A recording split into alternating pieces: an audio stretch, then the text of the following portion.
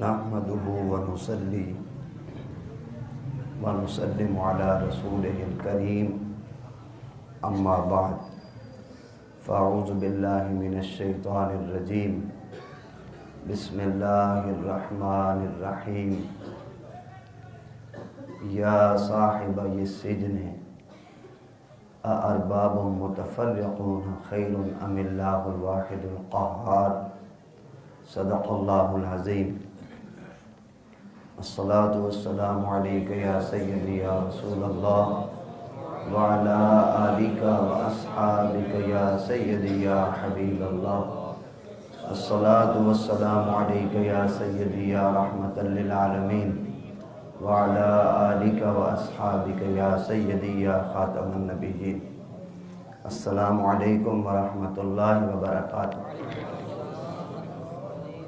بحمدہ تعالی اللہ رب العزت کا لاکھ لاکھ شکر ہے، اس پاک ذات نے ہمیں دین سیکھنے سکھانے کا موقع عطا فرمایا۔ دعا ہے اللہ تعالی ہمارا یہ وقت ہماری قبروں کا سامان بنا دے، قبلہ بابائی سرکار رحمۃ اللہ علیہ کے مزار پہ مزید اللہ پاک رحمتوں کا نزول فرما اور اس مشن میں برکتیں عطا فرما۔ علامہ کی ایک دعائیہ نظم ہے، یا رب دل مسلم کو وہ زندہ تمنا دے جو قلب کو گرما دے، جو روح کو تڑپا دے، پھر وادی فاراں کے ہر ذرے کو چمکا دے، پھر ذوق تقاضا دے، پھر شوق تماشا دے، محروم تماشا کو پھر دیدہ بینا دے۔ دیکھا ہے جو کچھ میں نے اوروں کو بھی دکھلا دے، بھٹکے ہوئے آہو کو پھر سوئے حرم لے چل، اس شہر کے خوگر کو پھر وسعت صحرا دے، اس دور کی ظلمت میں ہر قلب پریشاں کو وہ داغ محبت دے جو چاند کو شرما دے، رفعت میں مقاصد کو ہم دوش ثریا کر، خودداری ساحل دے، آزادی دریا دے، بے لوث محبت ہو، بے باک صداقت ہو، سینوں میں اجالا کر، دل صورت مینا دے، احساس عنایت کر، آثار مصیبت کا امروز کی شورش میں اندیشہ فردا دے، میں بلبل نالا ہوں اس اجڑے گلستان کا، تاثیر کا سائل ہوں محتاج کو داتا دے۔ ہمسایوں کے حقوق میں یہ سن کر دلی چاہت ہوتی ہے بندے کو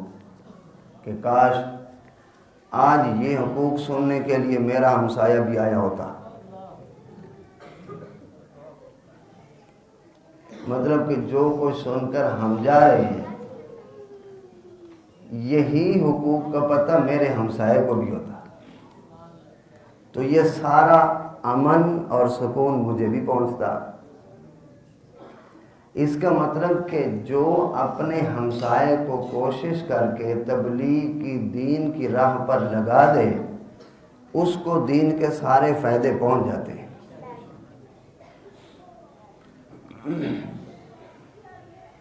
اپنے ہمسائے کو جب بھی موقع ملے کوشش کر کے بندہ دین کی بات فوری پہنچا دے۔ جیل میں یوسف علیہ السلام کے ساتھ ہونے والے لوگوں نے خواب دیکھے، خواب کی تعبیر انہوں نے پوچھی، سیدنا یوسف علیہ السلام نے فرمایا کہ ابھی جب آپ نے کھانا شانا کھانا ہے میں تب تک آپ کو اس کی تعبیر بتا دیتا ہوں۔ فوری طور پر نہیں بتائی، ابھی یہ جو تھوڑا سا وقفہ ملا نا، تھوڑا سا وقفہ، اسی میں یوسف علیہ السلام نے انہیں تبلیغ کر دی۔ آپ نے فرمایا یا صاحب یہ سجن، جیل کے ساتھیوں بتاؤ، ارباب متفرقون خیر ام اللہ الواحد القہار، یہ مختلف خدا بہتر ہے یا سچا واحد رب بہتر ہے؟ یعنی تعبیر بتانے سے پہلے ہی آپ نے ان کو دین کی تبلیغ فرما دی اور متاثر کر لیا، اور ان کے ایمان لانے کے امن کا فائدہ یوسف علیہ السلام نے اٹھایا۔ نبی کریم صلی اللہ علیہ وسلم کی کتنی احادیث ایسی ہیں، کتنی احادیث کہ بیان کرنے والے راوی کہتے ہیں کہ میں حضور صلی اللہ علیہ وسلم کے پیچھے سواری پر بیٹھا ہوا تھا، یہ پوری حدیث حضور نے مجھے سواری پر سنائی ہے۔ کتنی احادیث ہیں۔ اس کا مطلب کہ سیٹ پر بیٹھا ہوا بندہ بھی اگر وہ کتنی ہی دیر آپ کے ساتھ بیٹھے، اس کا حق ہے کہ آپ اس کو دین کی بات پہنچا دیں۔ گھر کے ساتھ کا ہمسایہ تو گزارا، گھر کے ساتھ کا ہمسایہ جو ہے وہ تین طرح کا ہوتا ہے۔ ایک تو وہ کہ جو ہمسایہ بھی ہے، مسلمان بھی ہے اور آپ کا رشتہ دار بھی ہے، مطلب کہ بھائی کا گھر ہے ساتھ، چاچے کا گھر ہے، ماموں کا گھر ہے، تو وہ تین حق رکھتا ہے، مسلمان بھی ہے، رشتہ دار بھی ہے اور پڑوسی بھی ہے۔ وہ ان تین حقوق کے ساتھ آپ کے ساتھ تقاضا کرے گا۔ اور دوسرا وہ ہے کہ جو رشتہ دار نہیں ہے لیکن مسلمان ہے اور پڑوسی بھی ہے، اس کو اسلام والے حقوق بھی اس کو حاصل ہوں گے، پڑوسی ہونے والے بھی حاصل ہوں گے۔ اور تیسرا وہ بھی ہمسایہ ہے کہ نہ رشتہ دار ہے نہ ہی مسلمان ہے، غیر مسلم ہے، لیکن پڑوسی کے حقوق اس کو بھی حاصل ہوں گے۔ پڑوسی ہونے کا حق قرآن مجید میں اللہ رب العزت نے فرمایا لا ینہاکم اللہ عن الذین لم یقاتلوکم فی الدین ولم یخرجوکم من دیارکم، وہ لوگ جو تمہارے ساتھ مکہ میں نہیں لڑے اور انہوں نے تمہیں تمہارے گھر سے نہیں نکالا،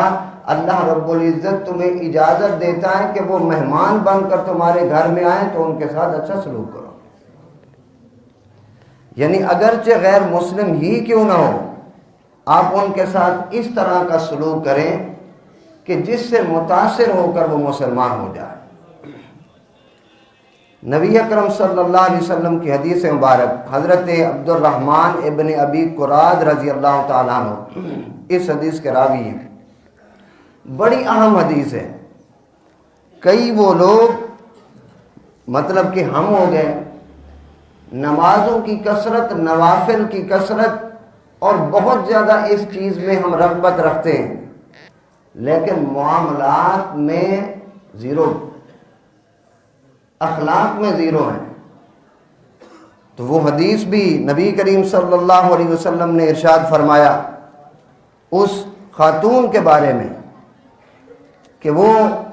صدقہ بہت کرتی ہے، زکوٰۃ بھی دیتی ہے، نمازیں بھی پڑھتی ہے، لیکن توزی جیرانہا بلسانہا، اپنی زبان سے اپنے پڑوسی کو محفوظ نہیں رکھتی۔ آپ نے فرمایا ہے یا فی النار، وہ جہنم میں جائے گی۔ پھر پوچھا گیا حضور دوسری ایک عورت ہے انہا تصدق بالاسوار من الاکل، جو پنیر کے ذرہ سے ٹکڑے جو ہیں نا بس وہ وہی صدقہ کرتی ہے اور وہ کچھ نہیں رکھتی، کچھ نہیں صدقہ کرتی، لیکن یہ ہے کہ ولا توزی بلسانہا جیرانہا، پڑوسی کو نقصان کوئی نہیں دیتی۔ حضور نے فرمایا ہے یا فی الجنہ، وہ جنت میں جائے گی۔ اس کا مطلب کہ معاملات جو ہیں، معاملات جس سے آپ کسی دوسرے کے ساتھ اپنا رویہ ظاہر کر سکتے ہیں، یہ نماز سے بھی زیادہ اہمیت رکھتے ہیں۔ حدیث سنیں، نبی کریم صلی اللہ علیہ وسلم وضو فرما رہے تھے، صحابہ کرام نے حضور صلی اللہ علیہ وسلم کے وضو کا پانی لے کے اپنے بدن پہ ملنا شروع کر دیا۔ فجعل اصحابہ یتمسحون بوضوئہ، وہ جو وضو والا پانی تھا، وضو جس کو کہتے ہیں، وضو اس پانی کو کہتے ہیں، ویسے اعضاء کا دھونا جو ہے وہ وضو ہے، وہ جو پانی تھا صحابہ کرام نے اپنے جسموں پر ملنا شروع کر دیا۔ حضور نے فرمایا ما یحملکم علی ھذا، تمہیں اس چیز پر کس نے تیار کیا ہے کہ تم میرے وضو کا پانی اپنے جسموں پر ملو؟ قالوا حب اللہ ورسولہ، عرض کی حضور اللہ اور اس کے رسول کی محبت نے۔ ان کا جواب یہ تھا یہ ایک محبت کا اظہار بھی ہے، ٹھیک ہے وضو کا پانی جسم پر ملا جائے، لیکن نبی کریم صلی اللہ علیہ وسلم نے کیا جواب دیا؟ حضور نے فرمایا کہ صرف دین یہ نہیں ہے کہ میرے وضو کا پانی اپنے جسم پر مل لو، آپ نے فرمایا من سرہ ان یحب اللہ ورسولہ، جو بندہ یہ پسند کرے کہ اللہ اور اس کا رسول اس سے محبت کرے، وہ اللہ اور اس کے رسول سے محبت کرے آدمی، اور یحبہ اللہ ورسولہ، یا اللہ اور اس کا رسول اس سے محبت کرے، فرمایا اسے چاہیے کہ جب بھی بولے سچ بولے، وَلْيُؤَدِّ أَمَانَتَهُ إِذَا تُؤْمِنَ، جب امانت رکھی جائے تو امانت کی صحیح ادائیگی کرے، وَلْيُحْسِنْ جَوَارَ مَنْ جَاوَرَهُ، جو شخص اس کا پڑوسی بنے اس کے ساتھ اچھا پڑوس نبھائے۔ حضرت ابو دردہ رضی اللہ تعالیٰ عنہ کی وہ بات مشہور ہے کہ نبی کریم صلی اللہ علیہ وسلم صبح کے وقت درس دینے لگے تو وہ اٹھ کے چلے گئے، دوسرے دن بھی چلے گئے، تیسرے دن بھی چلے گئے۔ حضور نے فرمایا ابو دردہ 3 دن ہو گئے ہیں صبح کے درس میں نہیں بیٹھتے ہو، اٹھ کے جلدی چلے جاتے ہو، خیر تو ہے؟ تو کیا جواب دیا؟ عرض کہ حضور میرے پڑوسی کے گھر میں کھجور کا درخت ہے، اس درخت کا جھکاؤ جو ہے وہ میری حویلی کی طرف ہے، رات کی ہوا کی وجہ سے کھجوریں گر پڑتی ہیں، وہ میری حویلی میں آ پڑتی ہیں، میں جلدی اس لیے چلا جاتا ہوں کہ اپنے بچوں کے اٹھنے سے پہلے کھجوریں اٹھا کے ہمسائے کے گھر دوبارہ واپس بھیجوں۔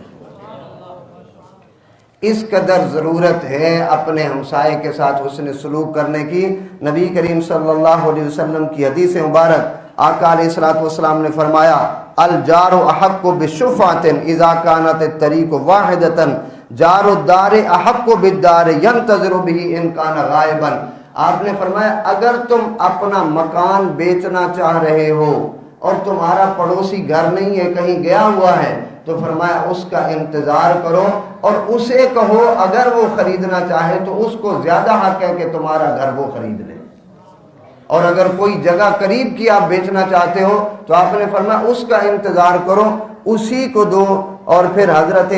سعد بن ابی وقاص رضی اللہ تعالیٰ عنہ فرماتے ہیں ان عمر کاتب الی شریح ان اقضی بالشفعۃ للجار فکان یقضی بها، حضرت عمر رضی اللہ تعالیٰ عنہ نے قاضی شریح کو بھی یہی لکھا، آپ نے فرمایا اگر کوئی پڑوسی کسی جگہ کی شفع کے لیے آ کے تقاضا کرے کہ یہ جو قریب والی جگہ تھی میں خریدنا چاہتا تھا، میرے پڑوسی نے بیچ کے کسی اور کو دے دیا، تو حضرت عمر رضی اللہ تعالیٰ عنہ نے فرمایا تم اس جگہ کا فیصلہ پڑوسی کے حق میں کرنا۔ اللہ تعالیٰ فہم دین نصیب فرمائے۔ وآخر دعوانا ان الحمد